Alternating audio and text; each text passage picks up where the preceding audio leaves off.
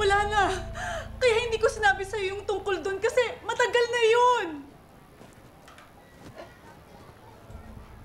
Eh di meron nga. May nangyari sa inyo ni Rendon. Ha? Dati yun, anak, pero tapos na yun. Ano yung sinasabi ni Aling Dolor? Ha? Ano yung sinasabi niya na may hinanakit ka pa rin sa kanya? Tama na yan, Kidlat. Igalang mo mama mo. Ang tagal mong hinanap ang mama mo, Kidlat. Pagkatapos yan lang pag-aawayan yung mag-ina? Naniniwala ka ba kay Dolor? Eh wala namang tamang sinabi ang babaeng yan. Eh, Ima, sa pagkakataong to, si Aling Dolor nagsasabi ng totoo eh. Yung tungkol sa inyo ni Rendon. Mahal na mahal ka ni Papa. Minahal mo rin ba siya?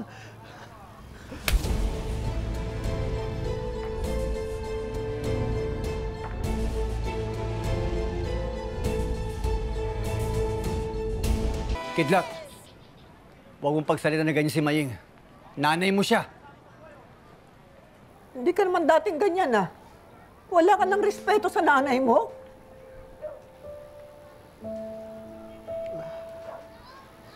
Wala kang karapatang questionin ang pagmamahal ko kay Kaloy. Nakita mo kung paano ko siya alagaan. Kung paano ko kayo pagsilbihan. Alam mo kung gaano ako nasaktan nung nawala yung papa mo. Ito ang gustong mangyari ng mga Victor eh. Yung pagmukain akong galit na galit kay Rendon dahil may nakaraan kami.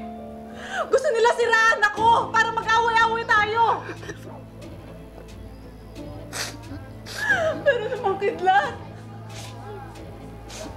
ikaw ang mas nakakakilala sa mga Victor. Alam mo kung gaano sila kasama. Alam mo kung gaano sila kagaling magsinungaling. Tapos ito, konti ka salita lang nila. Pag-iisipan mo na ako ng masama sa nanay mo. Sorry. Sorry, Ma.